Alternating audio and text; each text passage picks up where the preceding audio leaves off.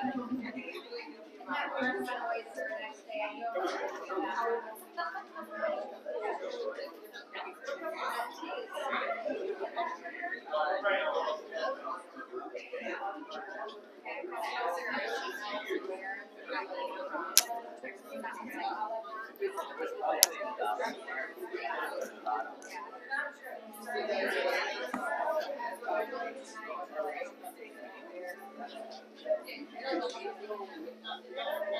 ahead.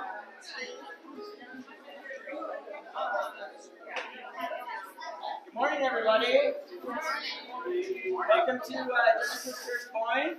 Why don't you go ahead and stand up with us? We're going to lift up the name of the Lord and put him in the highest place.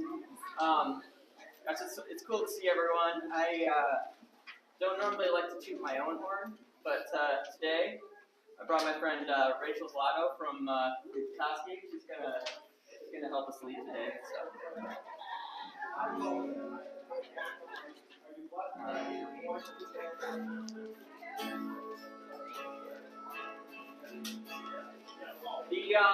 As usual, the lyric sheets are on the table out front. If you don't have a lyric sheet, just grab one of those and you can follow along with us.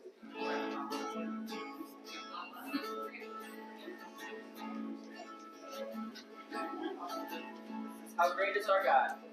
Start with this one. The splendor of the King, golden majesty, let all the earth rejoice, all the earth rejoice. He wraps himself in light, darkness tries to hide. Tremble at his voice, tremble at his voice. How great is our God.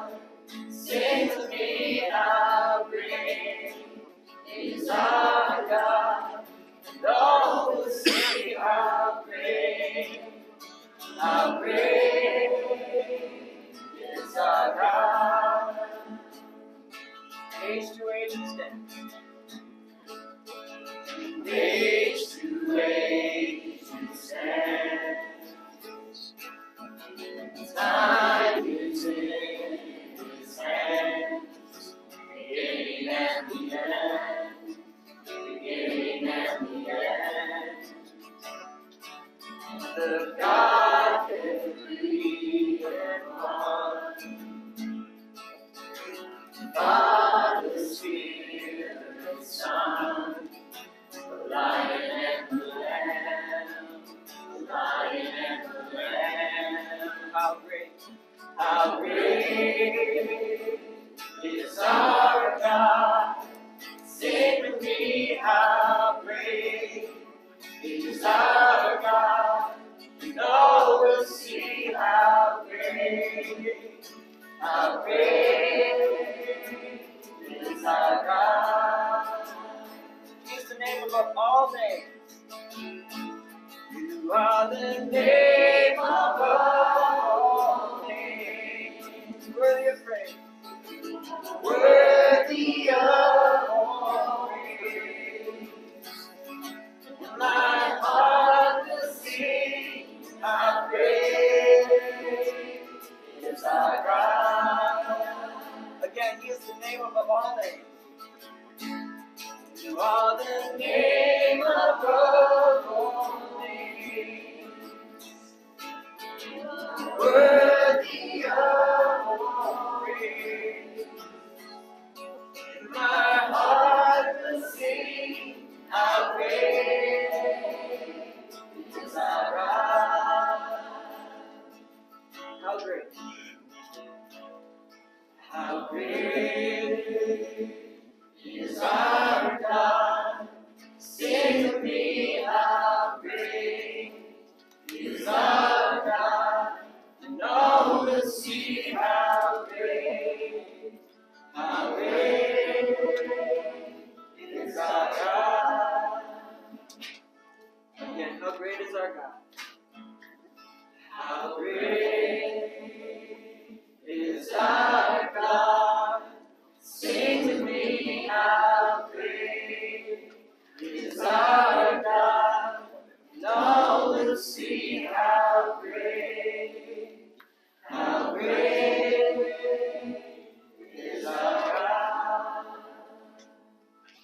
Then sings my soul. Then sings my soul, my Savior God, to thee. How great, how great thou art. How great thou art. Sings my soul. And sings my soul, my Savior God, to thee. How great thou art. How great thou art. One more time. That sings my soul. And sings my soul, my Savior God, to thee. How great thou art. How great thou art. Then sings my soul, my Savior God, to thee. How great thou art. How great thou art. Praise you, Jesus.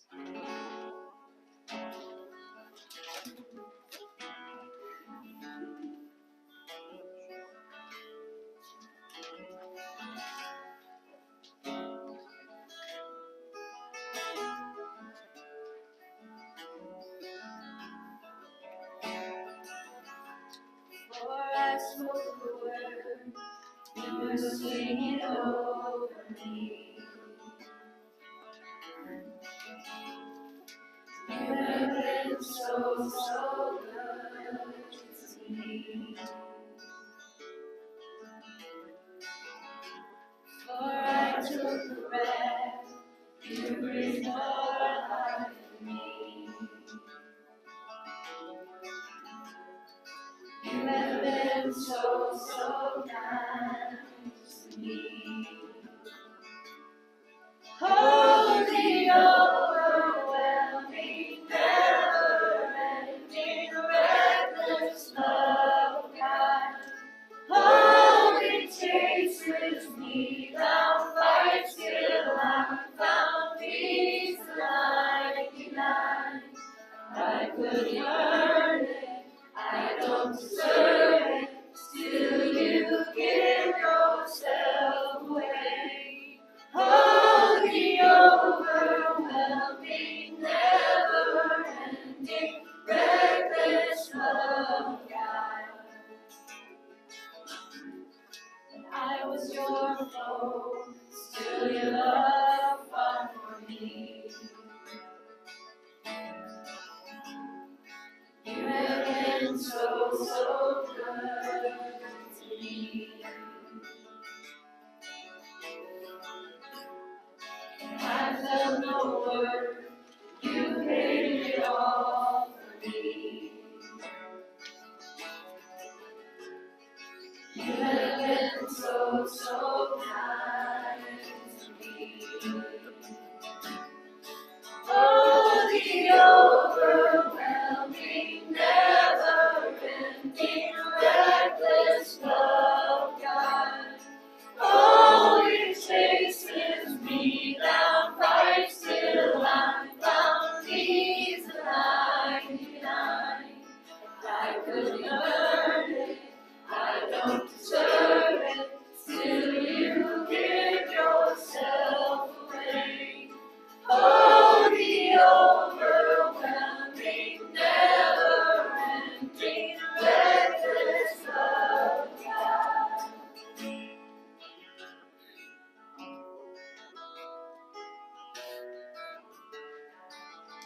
A shadow you won't light.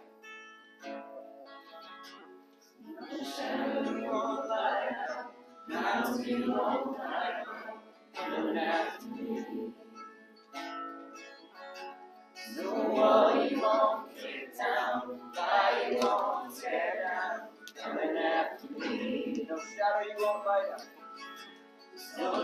shadow you won't light up, mountain you won't climb up, coming after me.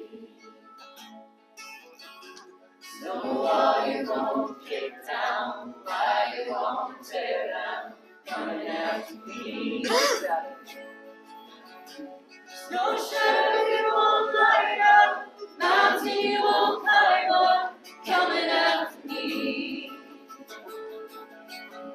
No wall you won't kick down, lie you won't tear down, coming after me. Oh, the overwhelming, never-ending, reckless love of God. Oh, it chases me down, fights till I'm down, leaves the 99, and I couldn't earn it, I don't deserve it, still you give yourself away. Oh, the overwhelming, never-ending, reckless love of God.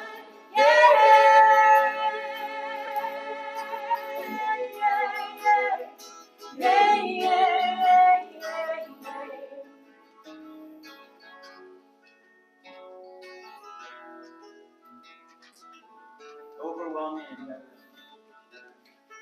Oh, the overwhelming, never-ending, reckless love of God. Oh, it chases me down, fights till I'm found, leaves the 99, and I couldn't earn it, I don't deserve it, still you give yourself away. Oh, the overwhelming, never-ending, reckless love of God.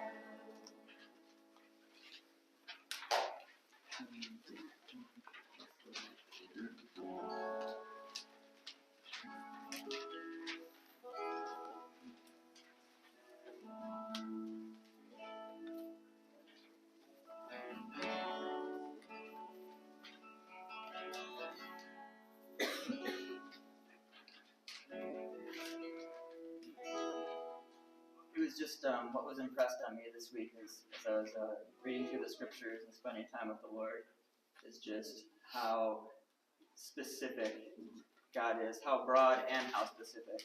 He's the God, He created everything. He created the world, the vast expanse, and yet He knows you. He knows your name, Nancy. He knows you. He knows everything about you. He loves you. He hears you. And He's got all the big picture stuff, but He's got you. He's got all of your things.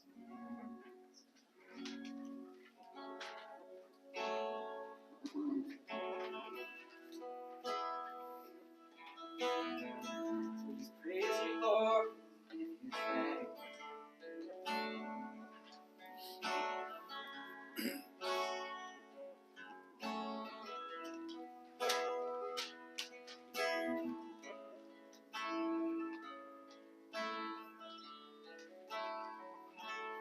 You have been.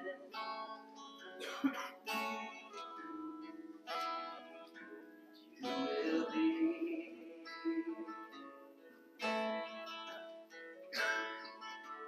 You have seen.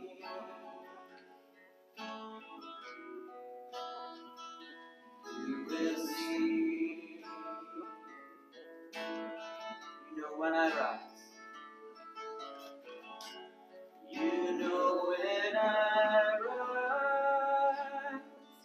When I fall. When I come or go. See it all. You hung the stars.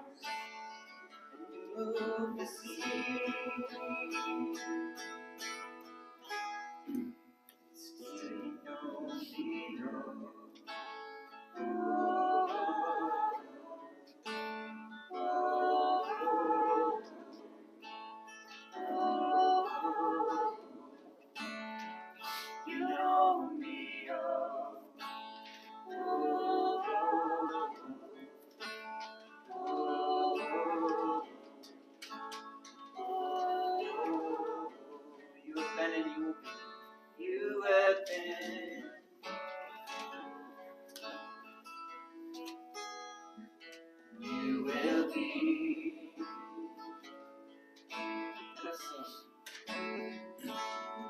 bless me. And you will see. You know when I rise. You know when I rise. When I fall, when I crumble low. You see it all. You hung the stars. You move the sea. And still you know me, oh, oh, oh, oh, oh, oh, oh. You know me, oh, oh, oh, oh, oh, oh. You know me. Nothing is hidden from your sight. Wherever I go, you find me. You know every detail of my life. You are God, you don't. Nothing is hidden. Nothing is hidden from your sight. Wherever I go, you find me. You know every detail of my life. 'Cause you are God, you don't miss a thing. Whoa, whoa, whoa.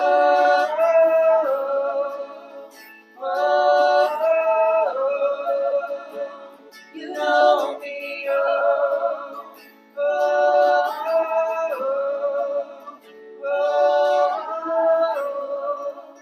oh,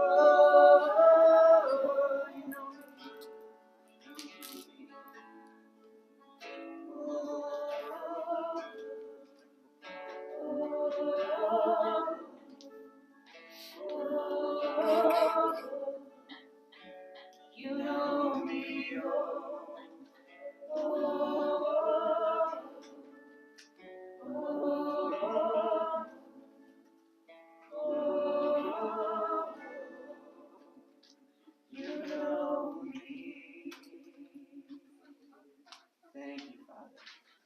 We just give you praise. Thank you. You guys can be seated. Good morning. My name is Emily, and welcome to Genesis Boyne here. And if you haven't been here, if you haven't been here in a while, we're glad to see you. And we're working on different connections, I guess I wanted to bring your attention. We're looking to put together some prayer groups in people's homes over the next month. So if you would like to offer your home, if you're like, yes, sign me up, I live over here, contact John or Ian. No, that was a different one. John. You got to get off my who to contact. Some other opportunities we have is the guys are going to go to the Lake Street Pub on the second and fourth Sundays, and this would be a second Sunday if I've still got my head on straight after the holidays. And if you want to know more about that, you can contact Andy. I don't see him at the moment, but he's around here somewhere. And in your announcements, in your weekly announcements, they have some numbers, more contact information. The women are doing first and third Sundays a craft afternoon, and so on the third Sunday we'll be doing 3 to 6. So it's a little different time than we have been doing. And there are some small group opportunities. If you contact John or myself, I can get you in touch with some of those and kind of get connected. Now that you're here, we'd like to get you more than just into Sunday, get you talking to other people. So also, if you would like to fill out a connection card and maybe you have new information or we haven't seen you in a while or you're new, there's some of those in the back as well as an opportunity to give. And we're just glad you're here. And if you want to, the kids can be dismissed to children's community. And I think Jen you've got the shirt on. I was like, I think you're going with Jen today. And the rest of us, if you can get up and greet your neighbor, somebody maybe you haven't seen in a while, you don't know, and we'll kind of get into fellowship.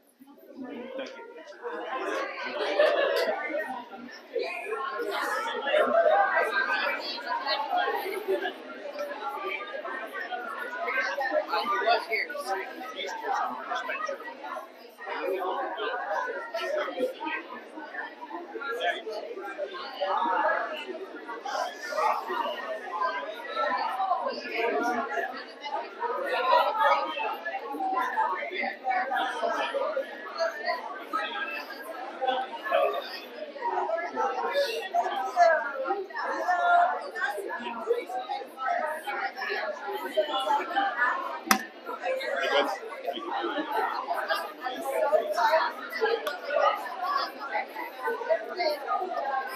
you.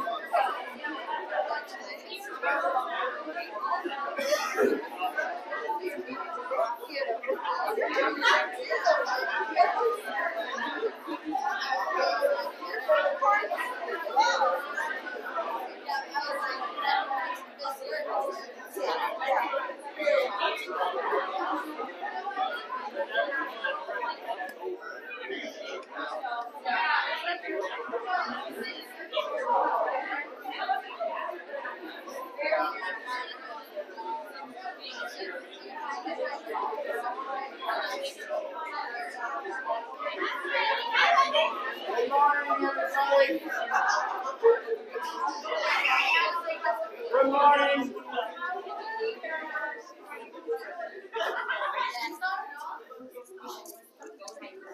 I have a cough drop.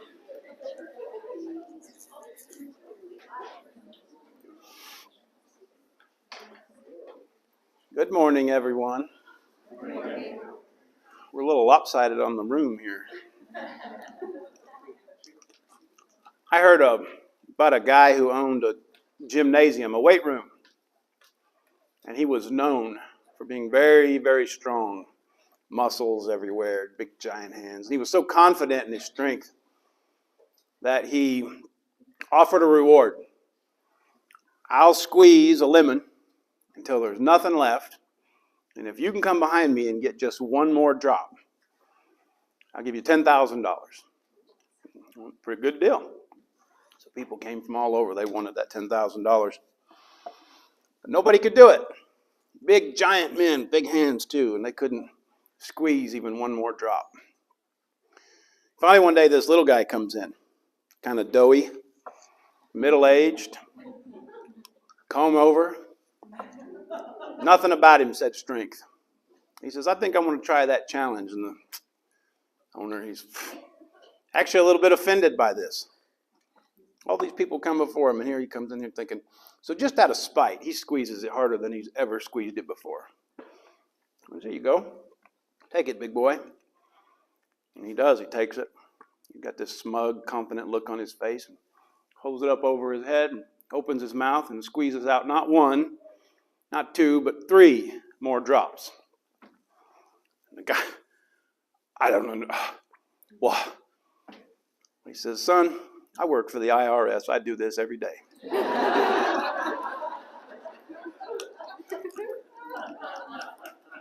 Today we're going to talk about the Roman IRS. An agent who worked for them who was probably just about as much fun to be around, named Zacchaeus. And Zacchaeus was a pretty greedy guy. He was a seeking sinner, though.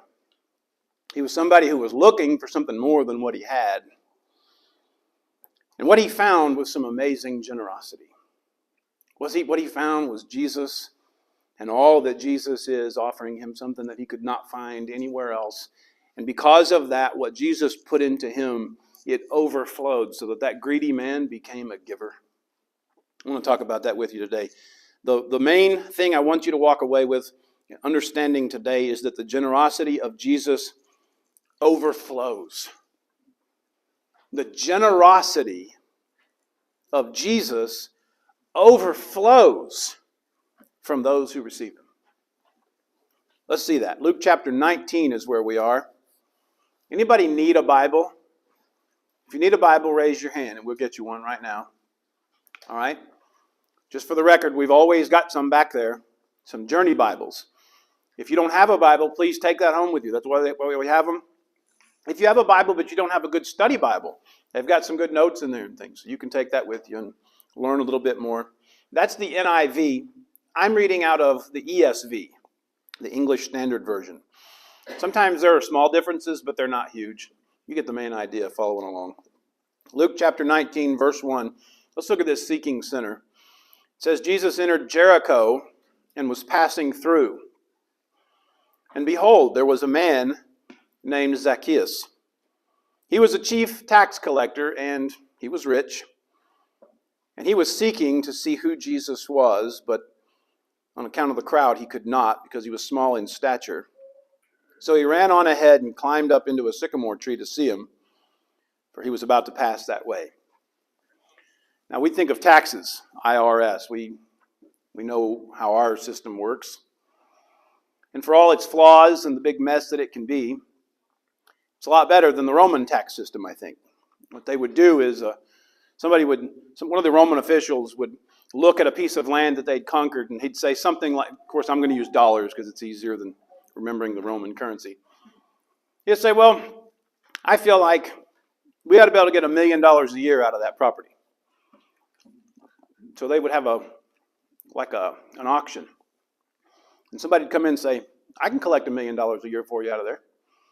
And somebody else come along and say, I can get 1.1 million. I can get 1.2, and I can get 1.3, and the highest bidder got the contract. And so now it's your job you're now indebted to the Roman Empire, $1.3 million, and it's your job to go collect it. Good news is you can use our resources. You can use our military to go collect.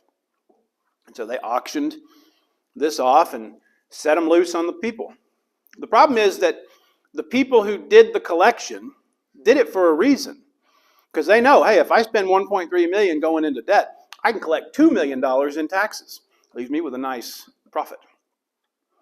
Of course, a lot of the Jews who did this, like Zacchaeus, man, they were despised. Not only were they supporting the invaders, Rome had invaded Israel, but they also harassed people like crazy. They said, as I was reading about this, it wasn't uncommon for some guy to start his day. He goes walking down the road, and here comes a tax collector getting his money. And then before he gets to work, he's hit up again by another tax collector. Here you go with more taxes. And they taxed him on everything. And so the Jewish people, well, anybody would despise that. But when it's your own people doing it for the invaders, man, they hated them. They hated them so much. They said, they're not trustworthy enough. This is the rabbis, the Jewish leaders. They're so untrustworthy, they can't be used as witnesses in court because all they ever do is tell lies. They hated them. They're so bad. They're not just untrustworthy. They're completely unworthy. They're not allowed to come into the synagogue. They can't worship at the temple. They kept them out of church. You're so bad. You're such wicked sinners. You're so disgusting to us. We don't even want you around our churches. Just stay gone. Well, Zacchaeus was a chief of these. He was in charge. He had people underneath him. Oh, he was rich. I imagine he was the kind of man who felt like he could give orders and people would just obey it. He was the one who set the agenda for the day. This is how we're going to do things today. And I guess from the outside, he probably looked like a winner, as far as people hated him, but he had everything he wanted.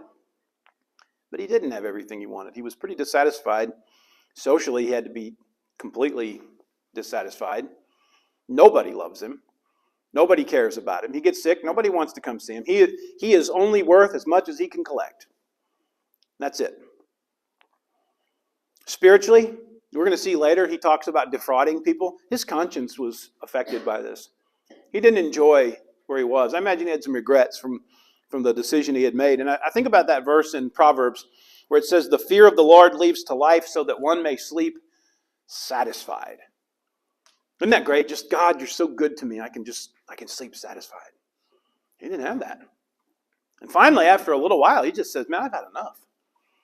I have got to fix this. But the problem is, no one will help me.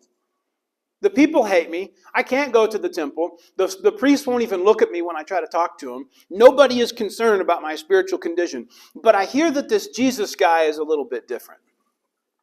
I've heard, and I don't know if it's true, kind of hard to believe, I've heard that he actually sits down and eats meals with people like me. I've heard he eats with sinners and tax collectors.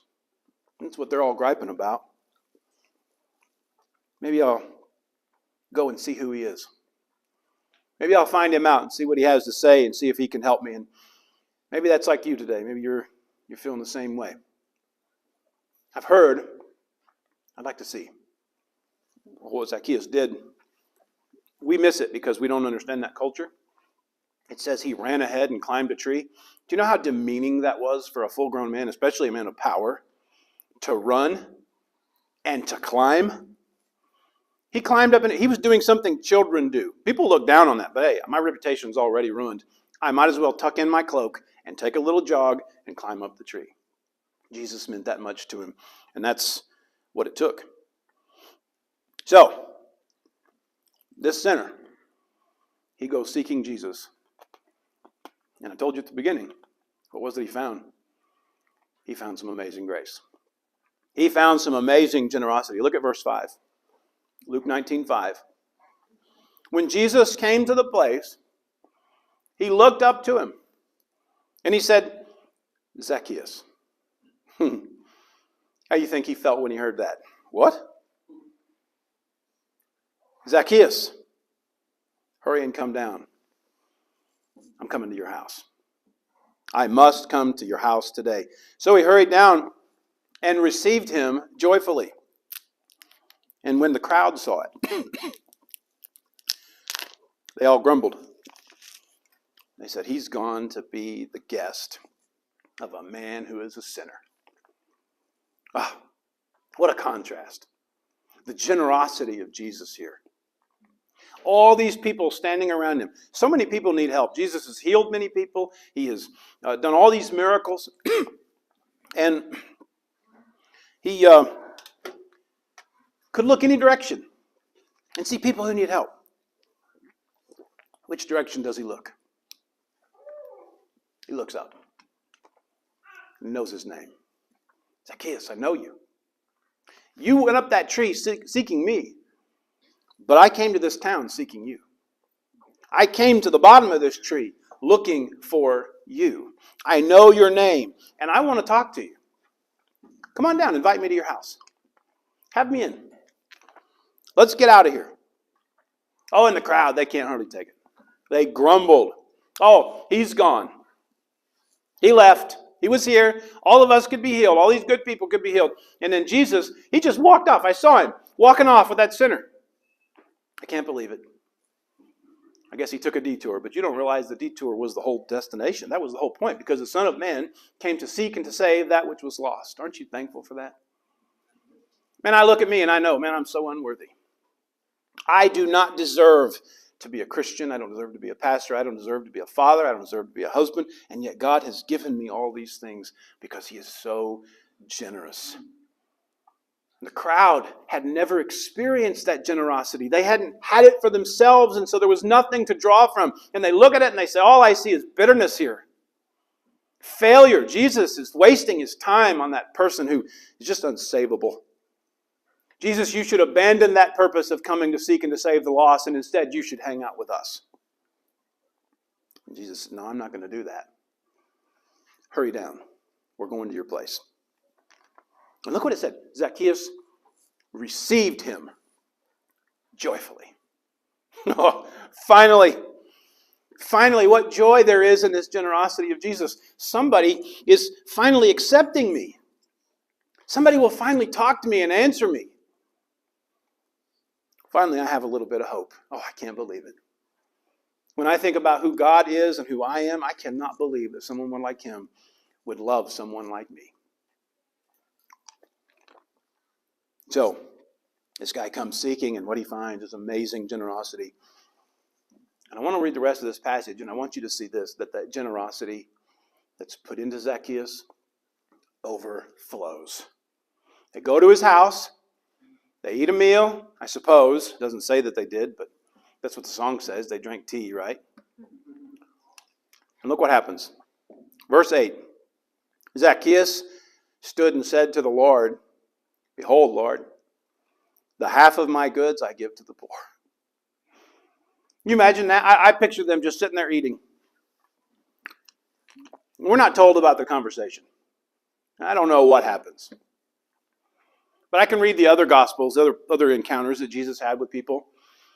Especially, I think, of the rich young ruler. You remember that story? That guy, he comes and he says, he's got everything. And he says, hey, God, Jesus, what do I need to do? How about the 10 Commandments? Oh, man, I've done all that. I keep doing all that. And he says, okay, how about this?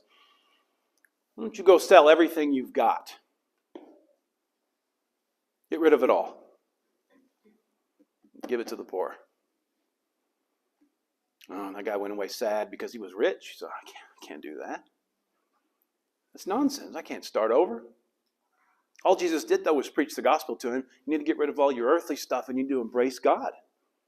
You need to embrace me because this is enough for you. But the guy couldn't see that. So I imagine him there in that situation with Zacchaeus. He goes into his house and he's showing him around the palace and he's looking. You got a lot of nice stuff in here. Let's sit down and talk. And Jesus starts talking to him and he preaches the gospel. There's only one kingdom that matters. There's only one person you can follow. There's only one way. There's only one truth. There's only one life, and I'm him.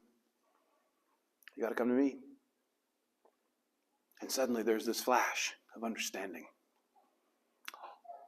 I get it. I understand. And he's sitting there and he's got a piece of bread in his hand and he drops it and he stands up and he says, Lord, half of what I have I give to the poor. I'm ready. I'm done with all this. I'm going to give it all to the poor. And if I've defrauded anyone of anything, I restore it fourfold. You read that and you think, well, that's nice of him. No, look, it's more than that. The law required, the Israelite law said, if you get caught stealing something, you have to pay back 20%. So if you steal $100, when you give it back, you have to pay back $120. Unless it's an egregious crime. If you do something really bad, not murder, but you really steal something and hurt people in the process, you have to pay back 400% of what you took. And Jesus, I don't know if Jesus said anything to him about it. He offers it freely. He stands up and he says, hey, half of what I got, I'm going to give it to the poor. The rest of it, I'm going to use for restitution. I've been a bad guy. I see how stingy I've been, and I'm done. I give it up, 400%. Can't you just see Jesus there? This guy has gone from empty to overflowing because the generosity of Jesus overflows from those who receive him. I can just see Jesus, the look on his face, just, you got it. All that crowd out there grumbling and murmuring, you got it. The Bible says that the angels of heaven rejoice when one sinner converts. When one sinner repents, God has a party in heaven. And here's Jesus having supper with this guy, and he's just smiling. Good for you, Zacchaeus. You got it. Your cup runneth over, man. The generosity I've put in you is just pouring out all over the place. Today, salvation, he says, has come to this house, since he also is a son of Abraham. Today, you've been restored. Your faith is the faith of Abraham. And now you can walk with me. For the Son of Man came to seek and to save that which was lost. And now you've been found. That generosity totally changed his life. How has it changed yours? Just think on that for a second. How has the generosity of God towards you changed your life?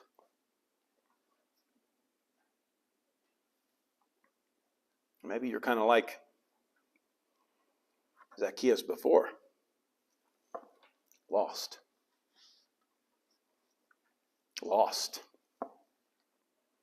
I don't know about this generosity. If I was standing in front of God right now and I had to give an account for my sins, I think I would just feel nothing but terror.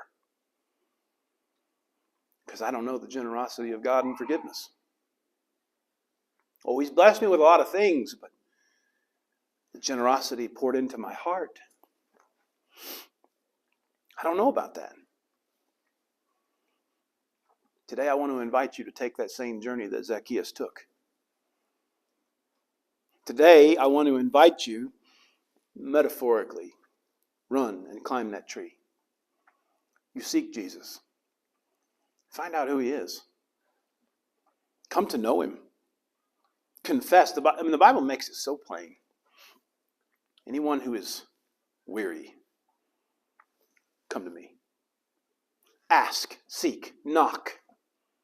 It'll be given.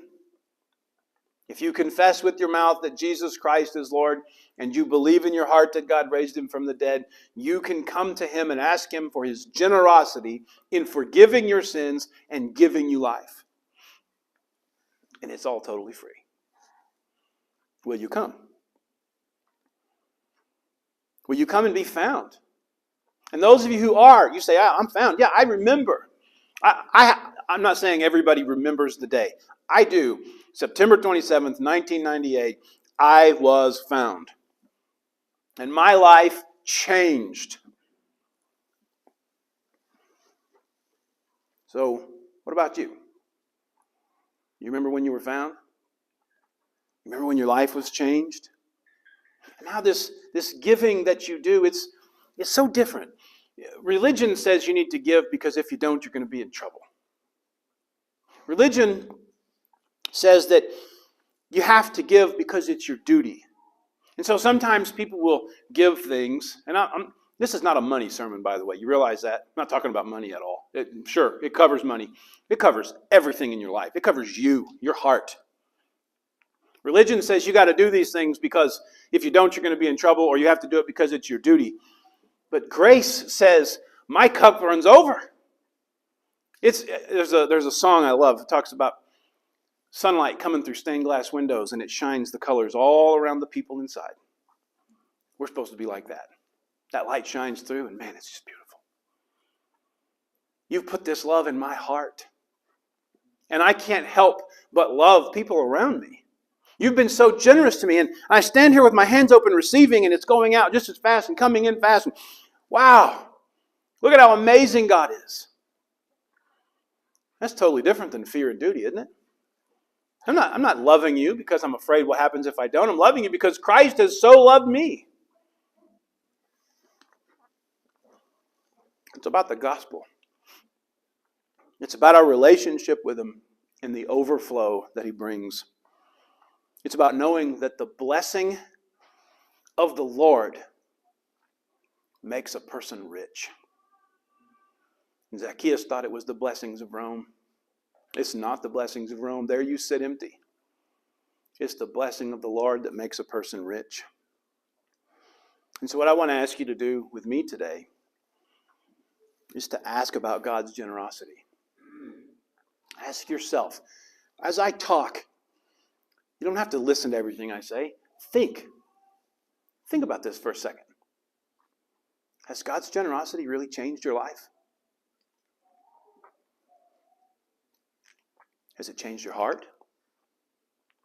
I think about those religious leaders in Israel, and Jesus, He said to them, woe to you. Here's some guys who have everything together. I mean, they give a tenth of everything. They are religious about it. They are dogmatic about it. I'm going to give a tenth of everything that I have to God. And Jesus comes along and He says, woe to you, you're a bunch of hypocrites. How are we hypocrites? I give. I fulfill all my duties. I check all the boxes. How am I a hypocrite? Because you have done these things while neglecting the weightier things of the law. You have neglected justice, and you have neglected mercy and faithfulness. And so all this so-called generosity you have toward God is useless. Because it doesn't come from a place of love, and it doesn't hit where it really matters. Then you think about the early church. In Acts chapter 2, the church just kept growing and growing and growing. And there were people who had real needs. And it says about them, as they met, all who believed were together and had all things in common. They said, hey, this guy over here, he needs to go see a doctor. But he doesn't have the money. You know what, though? I've got some land. Let's sell the land and pay the bill. Everybody was doing that. Because the generosity of God, the generosity of Christ that had been poured out into them was overflowing so that everybody was benefiting. Hey, I'll sell whatever I need to sell. Take care of your needs. 100%.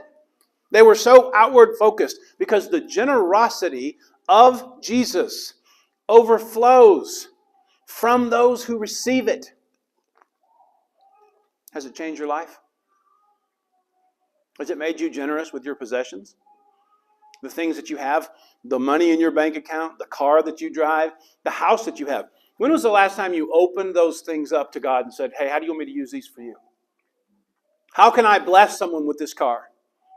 How can I bless someone with this food? That's the generosity. And it's not fear. It's not duty. It's love. It's the gospel. Let God's generosity overflow from you. You'll be amazed at what He does with it. Has God's generosity made you very generous with understanding and forgiveness? We stopped talking about money. Now we're talking about something a little closer to home, aren't we? You got a relationship that's broken and you're just unwilling to fix it. Is that the generosity of God towards you? Oh, I just hate so-and-so. Aren't you glad God didn't say that? Don't you know you sound more like the crowd than Jesus when you say that? Don't say that. It's tough to do. He loved me. And I know me.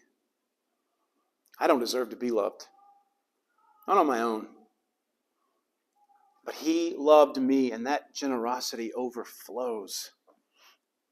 Sometimes when we're typing online, man, we get to seeing something, oh, that guy has a dumb opinion, I have to fix it.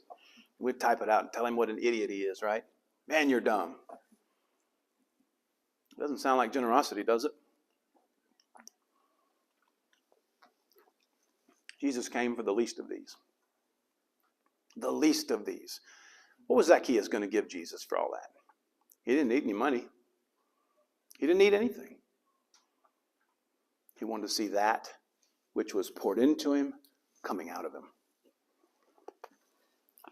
Has the generosity of God made you generous with your life? We're going to be back in Luke pretty soon. In Mark. Verse by verse through Mark. The main message is come and die. Come and die with me. Come and be a servant with me. Give up your life so that you can give it all to God. Have you been generous? Has God's generosity made you generous with your life? Have you had a radical change where you're ready to give it all? Last one. Has God's generosity made you generous in drawing attention to God's glory? Because that's what it was all about. Jesus came into this world so that He could save sinners so that God could be glorified. And I imagine Him sitting there, He's reclined at that table, and He's watching Zacchaeus, and He's going, that one's for the Father. Praise be to God. He did this for you. Isn't He amazing? Have you used your possessions to glorify God? Have you used your patience and your forgiveness to glorify God? You say, I can't forgive somebody, but can you with God's help? Do you believe that? Then glorify and forgive that person and glorify God. Have you forgiven or have you glorified God with your life? All for His glory. Receive it. Receive that and let it overflow. Jesus, we thank you. Thank you so much for your generosity. Thank you for giving to us and pouring so much out into us. And I pray now that it would overflow and that the people around us would see it and that you would be glorified. In your name we pray. Amen. Bob.